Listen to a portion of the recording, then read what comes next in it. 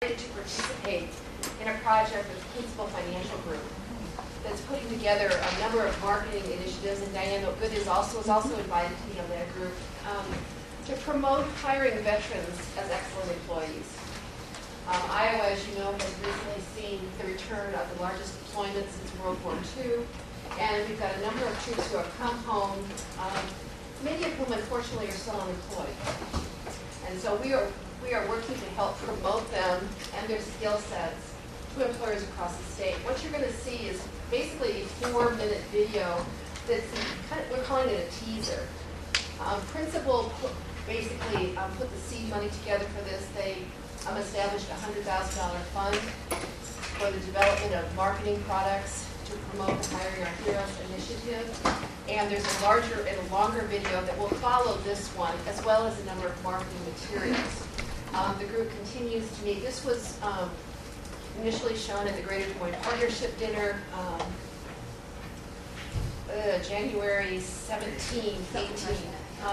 And it was at that point shown to the group in attendance of that is just to let them know of this initiative is underway.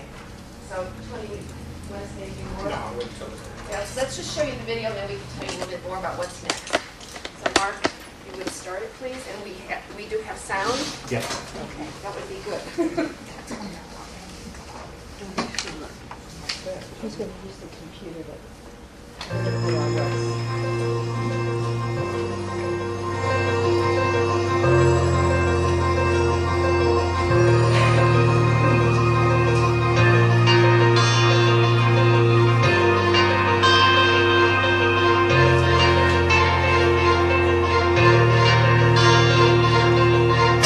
My name is Brandon Eckhart. I'm the Inspector Instructor First Sergeant for the United States Marine Corps. My name is Daryl Bartek. I have served in the United States Air Force. Hi, I'm Petty Officer 2nd Class Manuel Bernal of the United States Navy Reserve.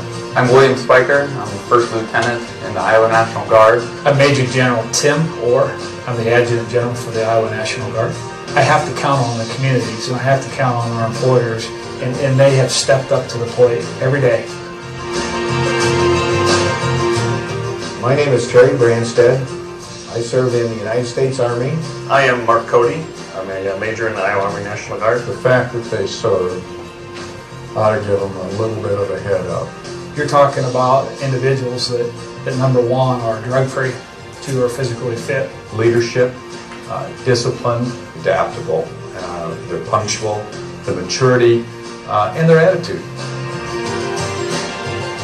We rely on them. They're very well trained and very well prepared.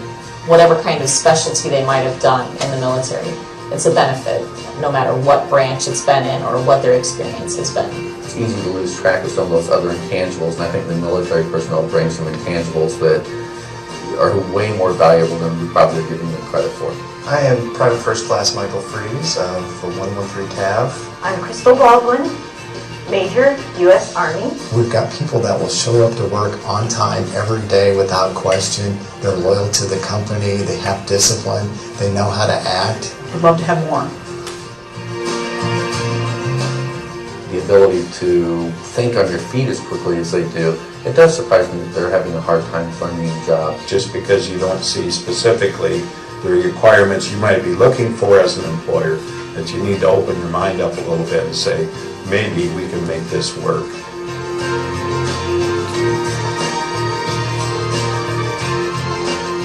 Well, I think one of the things that's important is that our employers look around and see the people in our community that have been successful that are in fact veterans. I'm currently the Chief Financial Officer of the Principal Financial Group. Sheriff of Polk County. Vice President, CIO. Today I'm a Senior Benefit Analyst. Program Manager, Senior Vice President, and Chief Financial Officer. Director for National Account Lending. The Senior Real Estate Accountant. Regional Elite Airlines for Delta. Senior Financial Accounting Analyst. Business Development Officer for Heartland Financial. Commercial Product Specialist. President and Chief Operating Officer for Fairway Stores. Well, I'm the governor of the state of Iowa. Somewhere along the way, somebody gave them a chance. I'm a veteran, and someone gave me a chance.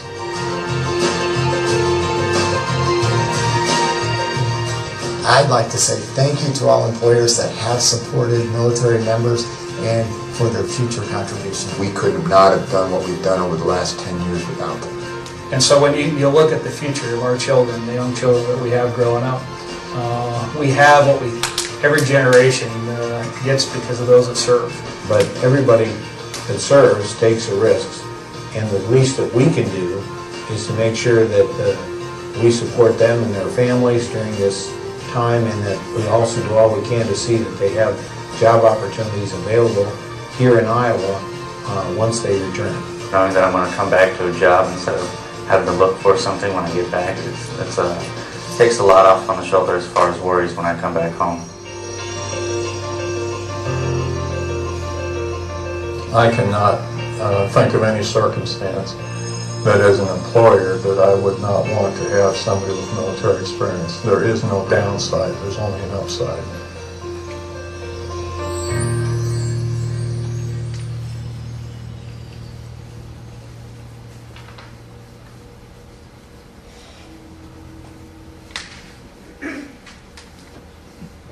Sorry. As I said, this is going to be followed with maybe a longer video with additional information. What we want to do with this is to use this across the state with economic development groups, chambers of commerce, any place where employers who are making hiring decisions could see it and understand the importance and the value of hiring military personnel. When we first started meeting on this, one of the initial meetings was just brainstorming all the pluses that veterans bring, and then also talking about all the things that are perceived as risk factors to hiring veterans. Obviously, the pluses, you've heard some of them. One thing I laughed about, considering some things are in our agency, is they're used to a dress code, and so wearing a prescribed attire is no big deal. They're used to being on time. They're used to following instructions. They can think on their feet when someone is shooting at them. So imagine how well they can do in your workplace with a project. And there's some concerns about health issues. Well, they have access to the VA, so it's not going to be necessarily a drain on the employer's health system. So we wanted you to see what we're working on. Diane, do you have anything? You were at the last meeting. Yes. You're right, what you said, Laura. There's going to be about a 10.5-minute video that'll probably be done by April. There's going to be more personal experiences and to talk about it in that frame. Ken, I think they're going to be asking all the chambers of commerce sometime during 2012 to conduct a meeting or have a presentation at chamber meetings and to show this video or both videos and to let employers know. I know that's one of the things they would like to do. They're going to have a PowerPoint. They'll have some written information. So even if you're not maybe an employer or work employer groups, they'll be out there to share. I did talk to Greer this morning. You know, it kind of follows up what we talked about earlier today. We need to make sure apprenticeship is also included in this information. That's been discussed since day one, Greer. Yeah, and we'll. I have notes here I can share with you. Yeah, and we'll make sure that occurs. And you know, as Laura said, principal has been. Every year they choose a group to work with, and this year it happens to be veterans, and they are really seeking out input, and they have put up all the money, $100,000 for this campaign. So they definitely have a financial input for it, but they've been very open to suggestions. And one of the things that I talked to Teresa about that they said it's come up even as a principal, as an employer, is how to look at a military resume and put it into what they need. You know, if you do it online, it's not going to match up, or the words aren't going to be the same, so somebody may be excluded just because. And so we thought that's something that we could help with, definitely, is help with the military. And our principal was very open to that. And so many things are online anymore that you can get opted out before you even have a chance because the resumes don't do well. So that's something I know that they've asked us to help with. And then they have a very broad committee, and so other people are bringing things. But there is also they're talking about, hopefully at some time, doing a more comprehensive website, a unified one, so whether you're an employer or union or a service person, you could go and get information rather than having to find it here, which is kind of the case now. And that's something else that's just hasn't been worked on yet, but talked about as a better way of serving people who need that information. as part of this, with the U.S. Department of Labor and work with Lori within the veteran programs and the vet staff, and how we've integrated all of that together is that her vet coordinator is going to facilitate helping. We're going to do some seminars coming up. Excuse me. We partnered with the Employer Support for Guard and Reserve, and we're going to talk about transferable skills and understanding with the military and the rank structure and how that would correlate to the workplace. So if you have a person that was a captain and a company commander, what would those roles correspond with your needs as an employer? And so to get a little bit more better understanding, right now we've got one scheduled in Belmont, Waterloo, Mason City, Sioux City, Fort Dodge, Cedar Rapids, Creston, Sheldon, Iowa City. I want to leave Dave out, but Iowa City. So we're doing that. So we're really focusing on that, trying to address the needs. And if you look at the handout, we've done that. The big deal is to understand what the veterans bring, and also to take to the second level is to get the veterans to understand how to tailor their resume to what the employers need. And so to do that, we're working with the National Guard and Reserves, and we developed we call it an employment assistance training. We're going to do one in Sioux City, where we'll bring Guard members in, and we're doing it within the Department of Labor. We're also responsible for the transition assistance program. And it's primarily at active duty basis, but since we don't have one, we've tailored one to our specific needs. And again, Lori's staff person will facilitate. We're going to do one of those in Cedar and Sioux City with the Air Guard, and we'll do it wherever it's going to be mobile to whatever the needs are with the Guard and Reserve members. So, and that will be helping them prepare their resumes, their interview skills. Do you sit at attention? How do you address the individuals? That type of thing. So we're really trying to do it from both sides. Like I say, the chamber is a big part of it. The apprenticeships, the unions, we talked about that at our meeting on Monday. If we work with an employer such as Principal, and we'll say, I've got a son that's in the military and one that's an underwriter principal. His career path to become a senior underwriter, he had to go through different levels of training. But with Greer's program, we can set up an apprenticeship program to get that approved. The person can access their GI Bill benefits and earn while they learn. Same way with my nephew was an HVAC mechanic. Did it through Bricky in Cedar Rapids and become a journeyman HVAC while all along accessing his GI Bill benefits. So that's the matches we have to meet. So we're trying at it from both sides. Principal and everybody, I think a lot of people, what's in it for Principal. Mary O'Keefe, who's really the mover behind this, when she saw that there's a higher unemployment rate of veterans than non-veterans, that's not a good thing. So she really took that to heart, took it to Larry, and like I said, this is one of their goals. So. She did mention in our first meeting that they had a number of personnel that were deployed in recent months, and what they saw their staff doing was basically adopting the families of those deployed soldiers. So they not only sent them things for Christmas, or they made sure that if their child had a sporting event, that there was always somebody in the stands cheering for that kid whose dad or mother was deployed. So they really adopted the military families, and they saw the impact and the benefit that had on those families, and it also alleviated some of the fears and concerns of their personnel who were deployed. So they knew that while they were gone, their families were being watched over by the family that essentially became Principal. And so Mary jumped into this, and she's Senior Vice President for Marketing for Principal, and Larry got behind it, and a group of us were invited to participate. And frankly, right now, the only investment that IWD and the Department of Labor has in this is our time attending meetings and promoting the initiative when we have the opportunity. So we're going to use the video as the catch. And with the meetings we're going to do, it'll go with the video, and then we'll talk about the transferable skills the military brings, and then how we can help. We've got an employer up in northern Iowa that's going to hire 30 people, and they want to target veterans. How can we best resource that? So Lori's folks within the office, we'll find out what their needs are and how we can best do it. There's training involved, working with the Guard to access the veterans, and it's just a big picture thing. So it really is, it's a fun project. It's really neat that we're moving, and it's been well received. So. It was interesting because the timing of this, because we, as you all know, just got finished with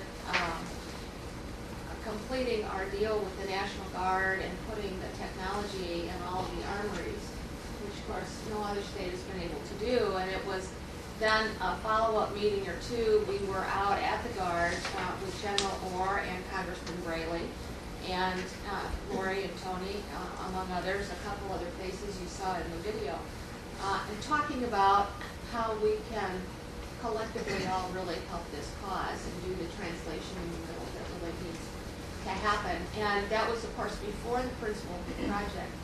And somebody was talking about, well, we need to have some kind of a campaign so that businesses compete with one another on how many can you hire, kind of a thing. And somebody commented on, we really need to have a hire our veterans kind of a project. And I recall it was Lori Adams who came up with, no, let's hire a hero. And it ended up being the title of this special project.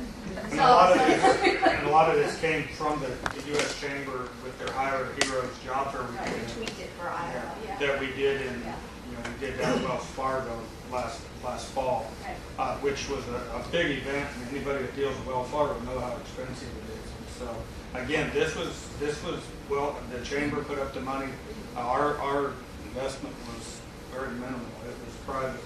So one thing we've talked about, unfortunately, if you see a gold star in someone's window, that means that they've lost a family member in military service. Well, we were talking about how you can have some kind of identifiable thing in an employer, whether they could put it on their job postings, they could put it in their window, or if somebody sees that, they would immediately know that is a employer who's a veteran employer who wants to hire veterans. And so that's still something that Dick Rue, who you saw, who is a Marine from the ITA group, has some graphic artists who are working on something along those same lines. So there's, I know that the governor is on there, and it doesn't matter which politics are. I think that veterans are, to me, are very special people, and I think that we need to do all we can to thank them for their service to us. And so that's why I'm kind of really excited about this project. And the one thing that to try to bring us all together, like I said, I'm in Lori's office, which is kind of unique for a federal employee, and I oversee the program. But we have common measures, and we negotiate goals. We actually do negotiate them. I don't come in and tell her anything. We do negotiate. So, now, and I'm really right in the middle of our report cycle, and so she can be in charge, but not of me. So anyway, we truly do negotiate the goals, and I'm right in the middle of our report cycle now, and for the first time in many, many quarters, we met all of our goals. So we do a really good job. Like I say, the funding is limited. I know there's been some questions on that. There is a finite amount of money that we in the Department of Labor give to the state to do it. 100% of it is used for staff and their overhead. We send no money back. In our program, I have the ability to recommend that any money not spent goes back to the Treasury that quarter, or back to the Department of Labor. So we're authorized for 16 positions in Iowa, and for Greg, they're all covered by the collective bargaining agreement. And it's, so no money goes towards my salary; it all goes to our frontline staff. Yeah, and that's one of the things that it's truly, and Lori is using a formula, and it's our needs, our services are provided to those most in need. So the veterans with barriers, those are the ones that are targeted for money that the system provides for the rest of the services. So but we're doing really good. Like I said, we're fully staffed. We need more. We need a full-time person. We're covering with itineraries. That's something that we all have to face. Any questions for us on this? We have a couple of programs through the international, maybe you've heard the Helmets to Heart ads. Sure, absolutely. Which is one that's kind of, but also we have the VIP Veterans in Piping now. Mhm. So if there's any way that I can help you. You have that in Wisconsin? Yes. I've got Wisconsin now. Yeah, We all know appreciate there's it. a shortage of, or we're gonna have a shortage of welders across the nation. And what they've offered is to send these veterans, who are very close to me also, as anyone else here, but, to a 16-week course. And you come out there with a UA certification that's good for powerhouses, nuclear plants, the refineries. I mean, the list goes on and on. And it's also, it's giving them a year credit in their apprenticeship. So they're able to come into a second-year apprenticeship being they're having this certification already. I've actually, like I say, I just took over, I'm temporarily in charge of Wisconsin also, and in their report they talked about it, and that was the third state that they piloted That it. started like Ken was doing. Yeah, Ken Graham. So we're going to, that's one of the things I was going to figure out who to see and talk about to bring that to Iowa. Maybe you met Ann Richards, I don't know if you had or not, but I can We'll be in definitely touch set with you you. up with somebody, yeah. Okay, absolutely. I'll give you my card, I believe. But yeah, it's something outstanding we want to do, and we really talked about it. If we have an employer that, you know, like I say, the principal, they mentioned it with their underwriters. You know, they could actually put them in give us we can work with the approving authority and get an approved program they can access, and again, earn and learn. You know, so same way with the, you know, with the construction, with the trades. So we're really trying to link it all together, and we've got the website, the joint website, and we'll update that as a lot of good stuff. And from the veteran side, we're really working toward. I also am responsible for the reemployment rights. If a person doesn't get the job and discrimination, I investigate those complaints. We have worked really hard with workforce and employer support for Guard Reserve and the chambers to educate employers. We actually, even with 2,800 soldiers coming back, which you would think that there'd be an escalation in the complaints, we've actually decreased it. So our education has paid off, and we're going to continue that process. We're going to, like I say, a lot of neat stuff on the veterans side. Do they get to utilize the GI Bill also when principals training these people, or? If we get it approved through the apprenticeship program, through Tom Beasley, who's with the state approving authority, they approve it, then they'll get certified with Greer, and then they can access their GI Bill benefits, absolutely. And that's not that big a process. Tom is very efficient, and I mean, they And could under be. the new GI Bill, they can sign their benefits as well to a family member. So. And I know there They was can do that. there's some questions about the vow to hire veterans and those things. They increased the number of individuals that could access benefits, and we just got some verbiage on that today. I So, saw that. I haven't read it yet. you know, so that's going to increase the numbers. So, yes, sir. Yeah, I believe we have a task force in our college. It's looking at how we can more effectively and more systematically evaluate, assess, and certify the skills that many of our veterans bring back that they've gained in the military, and eliminate that need to take those courses and because again, we just need to have better crosswalk between the skills the great skills that they're bringing back in many cases that are very much aligned with a lot of our technical degree programs, and trying to figure out a more effective way of capturing that and giving credit for that. Now, from the big picture, absolutely, we want to do the certification and that, and so if we can get, a person comes back as a medic and we get them certified as a nurse aide or whatever, and get some credit toward that, that is something we've all been wanting to do. Work on that, because people that, say, for example, they're driving a truck in Afghanistan, and you would think that experience and the licensures would transfer back, but they don't. Or people that have some medical experience in the military, it doesn't come back. So that's something that we're looking at, and a lot of states are. We're looking at just internally a lot of those different areas and how we can do that. Now, some of that's going to have to be done at the state, at the approving authorities, or that, and that's where we really, are trying, but that is really difficult. So, Greer has. Yeah, I did. On the video, well, I was going to ask if you were, which I probably already knew that answer, if Tom Beasley was going to be part of the team. Sure. Okay.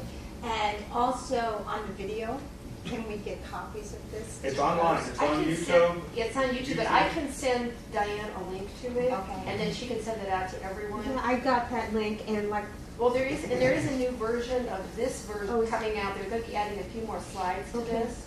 So I don't know if you want, we can send you what we have now, but we can continue to send you the versions Well, as they. they will post this on the office. We have this posted on our website right now. And then it's Yes. also on YouTube, but we can send you a link to take you straight to it. and then I got it, if anybody needs it in this format. But from talking to principal, they're more than happy for anyone to post it on their site, to spread the word. I showed it, I was at a NASWA meeting a couple weeks ago, and I showed it, and there was 30 other states in attendance, and I showed it. And I've already been contacted by the state of Kentucky, because they've been looking for something like this, and they believe this meets all of their needs. And Mary has approved us sharing this with other states, as we have other people contacting us. So Iowa, again, is on the forefront of promoting this, so. And I'll make sure it gets somebody. So Lori, if you have I do. I'll be happy, we have what you saw today is on our website, when the. But I can just send you a link straight to the YouTube. I think- It's posted on YouTube. It sounds like everybody on the board would like to get that. I so. can, I'll just, I We'll just actually, have no- Diane send it. I'll just send it to you, Diane, and then you can forward it out. And we'll keep you up, when the second video comes out, which should be by April 1st, we'll make sure you get that link also. And we can continue to let this group know about how this project evolves and other materials that it develops. And the licensing and certification things, if I can do anything to work with you to help that, because that's a big thing, and we've been trying for a long time, and it's gonna take legislation, it's gonna take people to move on it, so, you know. Yes, ma'am. More of a marketing comment. I was at a meeting, Teresa was there also yesterday, that was a group of HR people. And it started up through our economic development group. So somehow or another to market to ED and HR, We can as do that well through as our- the businesses through the chamber. And we're doing SHRM. And we can do this We've through got their SHRM and meeting next ECI. week, and so- Okay. So all of those groups, I mean, I'll show this to anybody who's willing to sit and watch it and get it to all the different people that can. Well, the region, the D's point is the regional managers, Yes. like Carter. And As they- we discuss their schedules, they're always looking for topics for these Yes. kinds of And they were groups. given this information at their meeting last week. This entire topic could be one for the luncheon and for the entire day. Exactly. But we did show this to the managers when they were in town last week. And Well, so- but we need to tell the managers to use it in their organization. And we did, but Yeah. we'll tell them We'll tell again, them because again. we all know Because that I'll we have ask- to repeat yeah. things, no, we can't. So we'll do it again. Laura, you mentioned that there would be, you're trying to develop something now for an employer who hires veterans? Or Yes. is that That's something? some kind of an award. Well, not necessarily an award, but Recognition. some kind of tool that they can use, like if they put it in an advertisement, say they're hiring and they put it on their website, that if you looked at that, you would know that means that they. You know, there's a Give symbol back, of that's right. buying in the circle, and that's when they were trying to get businesses to buy local instead Yeah. of going on. It's something like that. We kind want of some a kind of program visual that That would be wonderful. that they can market themselves. market themselves. They're not a gold star because that means something else, but. Yeah. I think that's wonderful, because so many of the apprenticeship sponsors do hire Yeah, veterans. and you've they had feel like apprenticeship they things deserve that you've given it. to I wanna make employers sure. so that someone can walk in the door and see this and say that means And that know they. exactly what it They is. know exactly what it means. So, and an identifiable symbol, there's so many of, things that we would recognize at a glance. We want something for vets just like that. Okay. Anyway, thank you. for Like I coming said, over. if I Lori snagged would you have at the told last me minute. before Oh, 9:30, stop. I would have actually So dressed that's up. why you're hiding behind the chair over here. So anyway, thank you all for what you're doing. Like I say, anything veterans. This is let me know. casual Friday. It is for It him. is casual Friday. And he has Monday off. So that is I didn't get that memo. So anyway, like I say, anything veteran, let me know. Thank you all. Thank you. Thank you. Thank you, Tony. They did say at the partnership dinner afterwards, they had employers come up and say, how do I hire a veteran? Right away, yeah. And they also had an attorney come up and volunteer his services free of charge for any veterans who would like to start a new business and needed some assistance on doing that, which is kind of a little thing we hadn't really thought of necessarily. So, and I think Teresa was at the partnership dinner, so she was able to see some of that straight forward. So Pro bono yeah, thing would be a very nice thing to promote. That attorneys do a lot of that anyway, so give them an idea. All right, moving along. Board minutes discussion. I think the person who suggested this go on the agenda is no longer here. Do we have any comments? I think I'm going to have Joe make comment on what is the legal requirement for minutes. Yes, I guess as some of you probably know, with the November board minutes, we had a discussion about what was said and what was intended, kind of an unfortunate situation, and basically with Senator Dossler, and heaven knows we don't want to get the intent of what an elected official said wrong in this in our minutes or anywhere else. Lisa does an excellent job with the minutes, as she has with many things in taking on that responsibility. But of course, what we have is this board adopted the Roberts Rules of Order when the board was founded, when we started. And the Roberts Rules of Order, as a lot of you probably know, requires that what is done be recorded in the minutes, not what is said.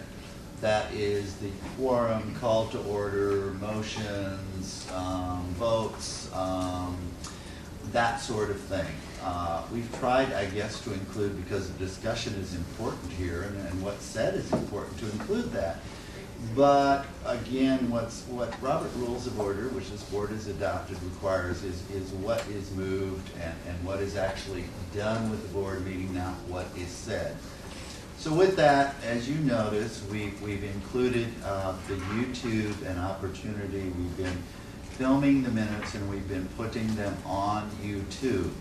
That way, what is said here, what you say and how you say it, your inflection, if it's sarcastic and we mean or cynical and we mean the exact opposite of what the words are instead of trying to write them down, everybody speaks for themselves. You don't have a filter with us or with minutes. So that is basically what is required here at the moment, and what we intend to proceed with doing is putting in the minutes what actually transpires, taping the meeting, videotaping it, and putting that on YouTube so that what everybody says is included. As you probably know, this is a public board, and under the Iowa Public Meetings Law, it's open to the public, and therefore everyone has a right to see it. So we think that's the best way to let everyone speak for themselves and have minutes, go back to minutes that actually reflect what minutes are supposed to reflect. So I guess we hope that's all right with the board members. How you feel about that? Have any problem with that? As one in organization management, I think that's the correct thing to do. We have classes all the time about how to properly present minutes. And I don't know that I'd ever have a 7-9 page set of minutes before. I think that's really difficult to capture discussion, and it's not appropriate to minutes, so I support the change. Other comments? This is Francis John. Yes. The only thing I would say is that if there's some specific agreements or specific discussion that was pertinent to the motion, I think that ought to be included. Well, I understand we need the exact verbiage of the motions and that kind of stuff, but take, for example, that discussion we just had with the waivers. And, we split those into separate votes, but there was a specific discussion about that there would be a report back to the board about apprenticeship being included in that, in a formal report back to the board. I think that those types of things have to be recorded also. Yeah, we would include official actions that request actions returned to the board, or something that requires action, although there was no vote on that or no motion. I don't think it was necessary. It was a request to workforce development. We would certainly include directions that be included. We would just not include the discussion that would come on YouTube to be presented in its own light. Right. And that's what I'm saying is, if it was pertinent to the discussion of the motion, and it had to do, if there was a commitment made by the administration to the board, I think that kind of stuff needs to be included, so there's a record of that in there, so that future board members will have that understanding, even if one, if they hadn't attended, or two, they're a subsequent board that didn't understand what was going on at the time. That would be included. That was part of the reasoning behind that motion to approve that waiver.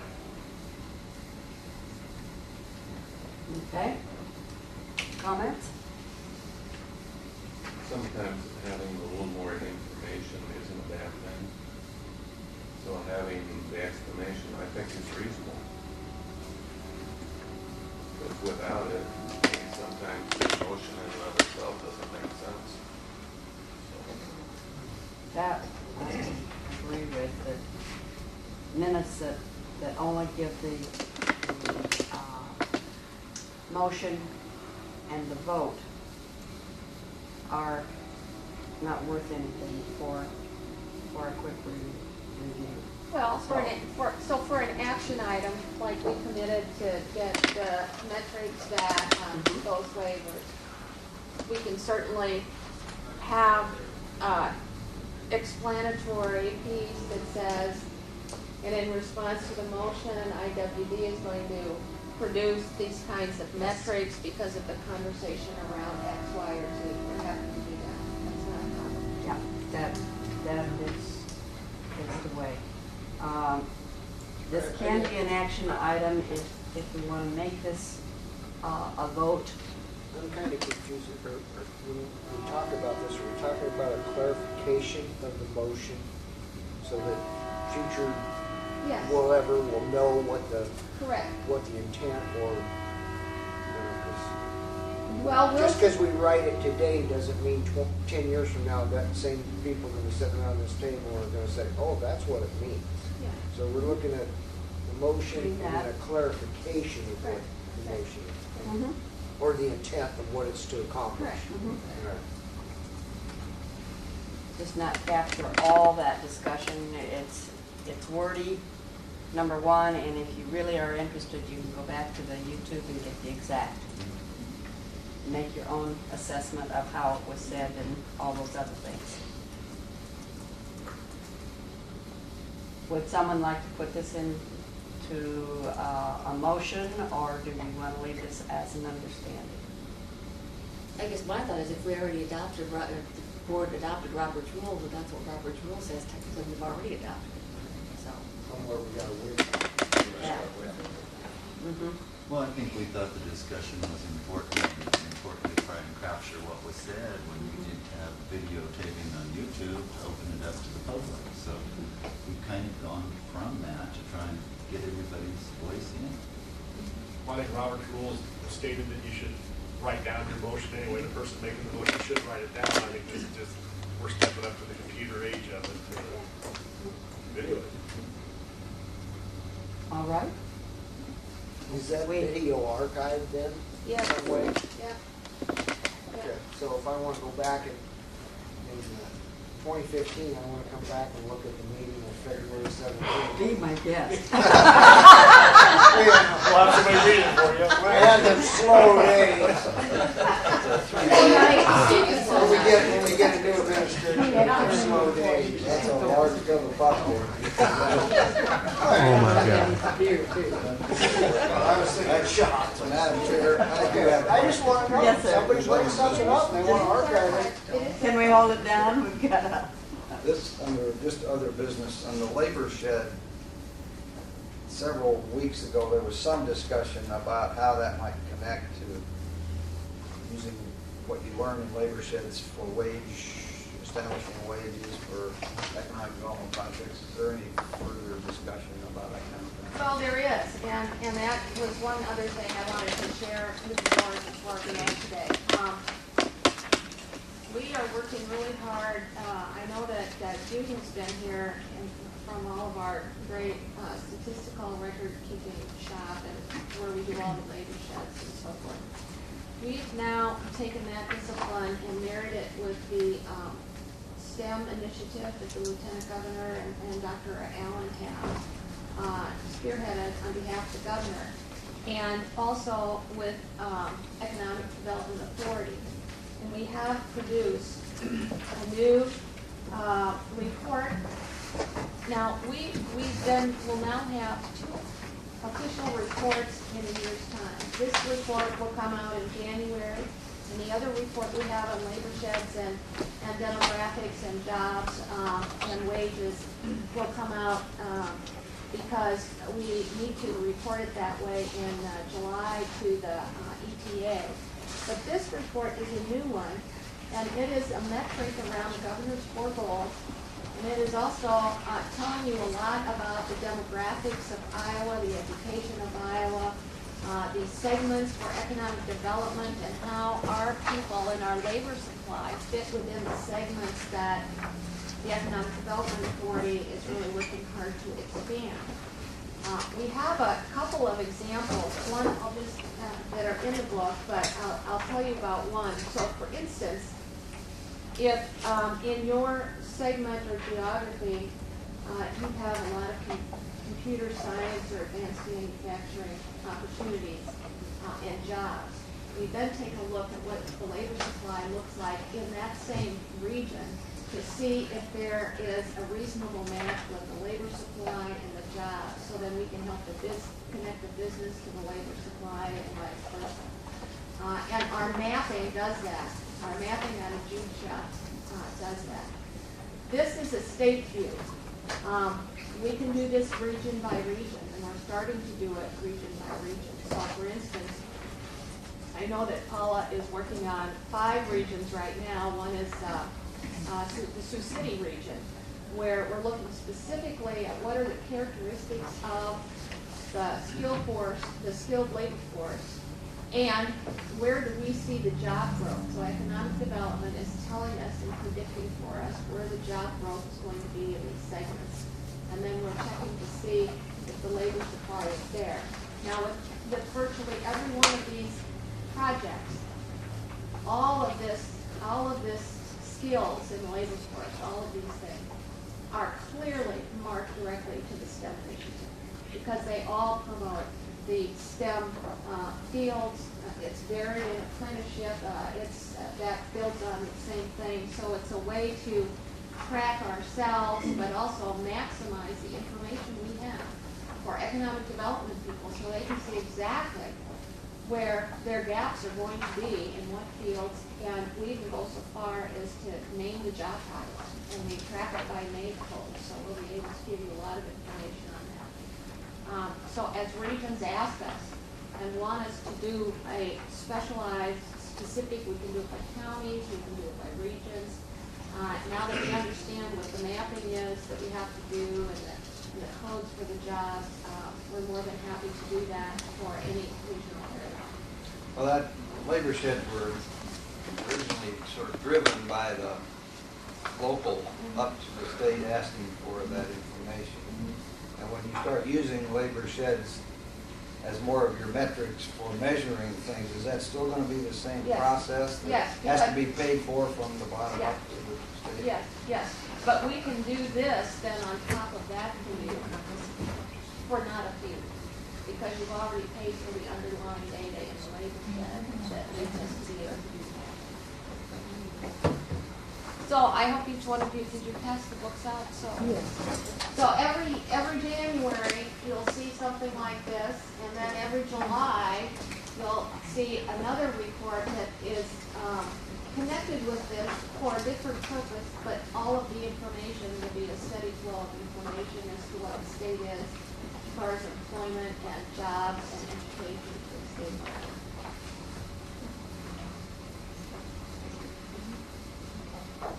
Any more reports you'd like to take to the board? Well, I could take all day, but I think I'm done. You think you're done? Any questions? Well, actually, I do have a couple. I continue to get things. Last time I was asked to supply some information, and when I went back to some of those people, I guess I'm going to blunt, I was told that they're fear of retaliation. And I had asked. I'm not even, excuse me, I'm sorry, I Greg. didn't interrupt you. I'm sorry, Greg. And frankly, so they asked me, don't give my name, and I've actually since then received a couple things, and these people, I have their names, and I'm just curious on the thing. I received an email from one of that was sent, and it was actually, I'm curious because in this email that came out from Miss Adams, it says no plans have been finalized to reduce the number of regions from 15 to 5. So I guess the question that came to me from our employees was, when did the plan begin to start even looking at reducing it from 15 to 5? Is there such a plan? Because the way this says is no plans have been finalized. So is there something in works here? Could I respond? Sure. Can I respond? Yeah. What I meant by that was we had been told that the rumor was out there that there were plans that were finalized.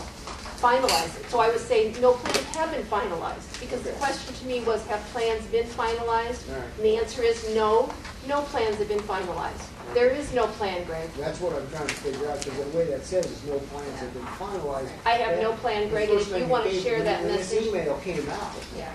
the first thing I'm getting phone calls on is, Well, when did they start the beginning plan? Or it's a preliminary before the final. I don't know. I said, did anybody call her up and ask her? No, I heard it secondhand as rumor and gossip, and once again, I've been saying this message Well, I got your all little along. email. I know, but the message is that, Greg, there is no plan. Okay. The message to everyone in this room is that there is no plan. And if you hear the rumor, you certainly have my permission to give them you can tell them to contact me and I'll tell them the same thing. That was my answer, was, did anybody call her? And they No said, one has. Maybe want you to bring that up to the board. I said, And I I can would do that. welcome people calling me and Greg, please continue to give my name. Well, But they I did just, not. they gave me this, and I said, well, you know, they're saying, what does this mean? You're on the board, have they talked to this about you, to you? What it means is there is no No, plan. I haven't talked to her. Okay. So there are no plans. Correct. Okay, that I can Okay. take care of. I think we've got that one settled. I think that, I hope so. That's I what- hope so, but I don't know, rumors run rampant, and then. How about social media? Yes. Yeah. YouTube, stuff like that. And then oh, it just get, don't even do it there. Apparently, there's some confusion or talk about the computers would crash. Well, Gary After said, that, please. Go ahead, please. Teresa can address that one. We, in the process of updating to a new version, Windows 7, we had a process that was followed that had whatever the perfect storm is electronically, and some of our computers on staff and in our offices were pretty much enabled that we had to restart again. It took us about 2 days to do that. None of the virtual access points were affected. It was all with our administrative kinds of computers.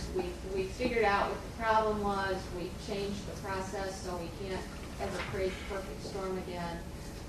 Interestingly, at that same time of day, there were 3 or 4 other agencies that experienced some computer difficulties, and so we did take that whole conversation to DAS, to the CIO, to make sure that in conjunction with other agencies, if there was not some kind of hacking going on into state government. So we followed those pathways so that everybody understood what our issue ended up to be.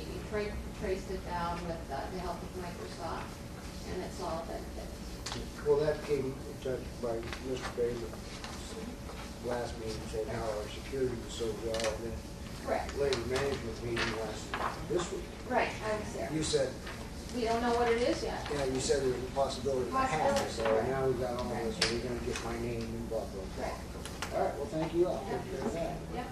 And then apparently we're gonna close down, the next rumor, or the next thing that's came to me from employees is what Mr. Wilkinson has said, we're gonna close down, Des Moines, Waterloo, and Cedar Rapids, and they'll only be doing things by computer or over the phone. Your turn. That is a pilot effort. There's not gonna be any personal one-on-one. Pardon me? There's gonna be no personal one-on-one.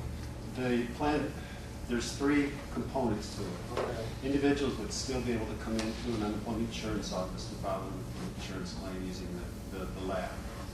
The second component of it is if they have questions, issues, problems, they could use our toll-free number. Now, the challenge that we have, and there's a third component, but I'll get to that. The challenge that we have is that we have so many telephone calls coming into that toll-free number, we simply can't handle them through the Unemployment Insurance Service Center.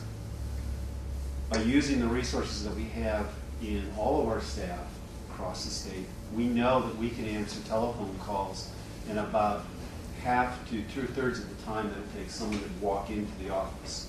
It's an economy of scale. In other words, I believe that we can serve more people from their home than having them come into the office using this model. The third component of that is if local staff, local management believe that an individual is in such dire need that they need personal attention, we will still accommodate that. But we'll do that on an appointment basis. So yes, we want to try to restrict that. We're going to restrict that. But we believe we can provide better service and faster service over the telephone if we use those resources. And we want to pilot this using staff in Waterloo, Cedar Rapids, and Des Moines local office. And what that really translates to as far as technology is we had to change the ICN capacity into those offices so that we could actually transfer the calls. So if the service center was busy and they got, instead of getting a busy signal or being left on a voicemail, we would be able to transfer them and try these other two locations to handle the load. So as the load came in, then the calls would be transferred to other places, so we would spread out the load between the service center here in Des Moines and the resources that we have in Cedar Rapids and Waterloo. And in order to do that, the ICN had to help us and make some fiber investments so that we could get the right calling pattern within the technology to be able to transfer calls. So does this go along with eventually closing down the offices? No. Because I think Greg's not the only one that gets fan mail through that digital system. And I've got people writing me saying basically that we're going to close down our offices and go to a call center, and you guys will send a video or something like that. Yeah. No, actually, we're really trying to serve the customer faster, so they don't have to wait so long to get their answers on unemployment. So, Director, if I understand you, if the Des Moines area is being land blasted, yes, that call could be automatically transferred to someone in Waterloo. Correct. And the person that's calling in doesn't know if they're talking to one in Waterloo. Correct. All they know is they're talking to a workforce development. And it doesn't really Or matter because workforce. you got an an unemployment associate. insurance We're person. still talking about the same thing across the. Exactly, and let's make sure we understand that the technology is such that everyone in Waterloo, Des Moines, my office, will be treated the same way as an agent. And the next person available, that's where the call will go. It just keeps I routing understand around. that now, but what comes to us as Kensington, we get fan mail. I'm not a shy person that we know that to address things out here, and I am. I do have some problems with people telling me, well, I don't want my name dropped because of retaliation. I have a problem with that too. Yeah, but, you know, The concern- whether that's perceived or not, I don't know. I understand.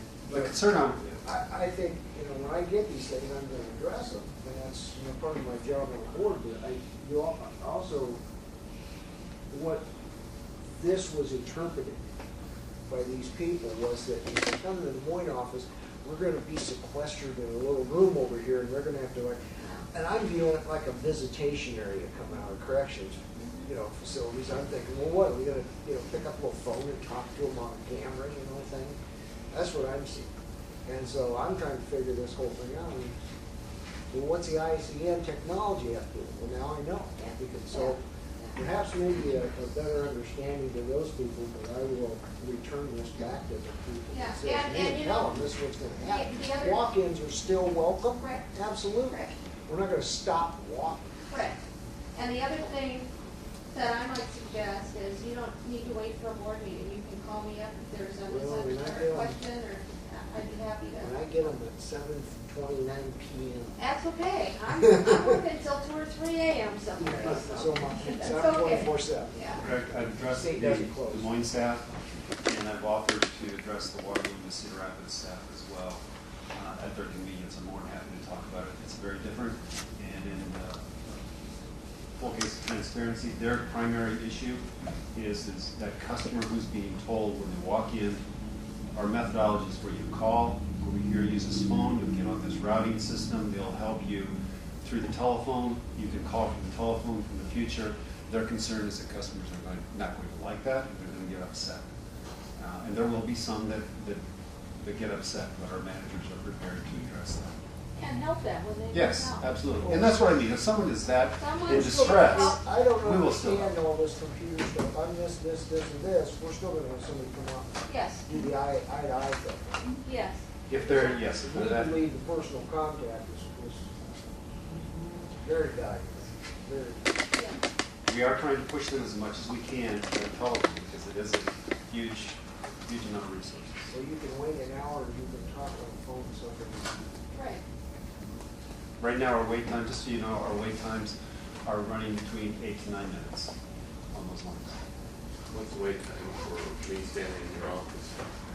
I do not know that. Depends on when you come in. Wait time in the local office for a water question. Depends.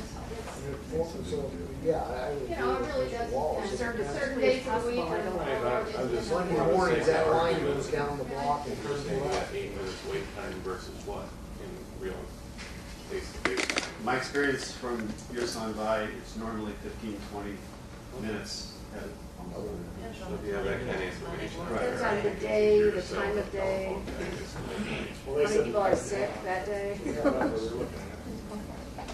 So one thing it will be a very good positive about is that the offices get lots of calls and they have backlog on calls. And so if they don't get answers, they call again. And so if we address it up front, not only do we make the customer or the member satisfied, we won't have those callbacks, so we'll have more time to deliver the service in the office, which is the right way to go. When you do your metrics and stuff, so if somebody calls into the Des Moines office here from Polk County, and it gets routed to Waterloo, they get the contact number in their area. I'm sorry, I didn't hear the question. You do a great job with spreadsheets, putting the metrics down as far as where the customers are being served and what categories they fall into, all that. So if I'm calling in to Des Moines and I get routed to Waterloo, where do those numbers count on the system? We don't count that anywhere on the system. We do track all those phone calls, how many phone calls come in. We don't necessarily track where they're coming from. We know all the details about the telephone calls, how long they're taking, wait times, and what times of the day they're coming in, so we can adjust our workload. But we don't track them in any way by location. We track them by how many. Correct. State. Okay. Correct. Very good. Any other? Thank you. Welcome. Any announcements? I have a question. Yes? In our packet is the state energy, which we didn't discuss, but I have a question on this when it comes out, because it gives how many people were trained but not employed, and the intent of that grant was employment. And several of us sit on this, so I haven't seen one yet that shows how many people have been employed because of this grant. That is a common fallacy of most of our grants, that we don't track it to a job placement, and so our metrics are changing. We will start doing that for every single grant we have. But you're right, it tracks activity and training and not to the end, and so we will start publicizing those metrics as well. Good, because I know several that have sat on this committee, and I know this particular grant was employment, not the training part, and I've only seen training numbers. Are we on track with this grant? I think so, yeah, I think we have the numbers as well. On the job placement side, we just have to include it in the material. That's all, because I haven't seen that yet. Okay, if we have something. Can I ask you a question? Sure. Because, some of these grants talk about how many were trained in this quarter, and they give an aggregate number, and some of them don't give the aggregate number. So, I mean, when you go through this thing and try to see, are we on path to hit our 1,600 or whatever the number was, what the goal was, I have this little thing that calculates the numbers. When I punch the buttons, I can't do that. When I get like on page 5, North Iowa Energy Sector Team, there's no participants trained in the current quarter. But it also doesn't say what the aggregate is, so. Got it. But can reference that grant, Yeah. that wouldn't help you anyway, because those are training numbers, not employment I numbers. understand that. And they don't tell us that at all. Got it. So, Thank you. Yeah, you bet. Okay. Any other questions, announcements? Hearing none, I'll accept an adjournment. Move to adjourn. Third, and we are adjourned. Thank you, everyone. Just a line about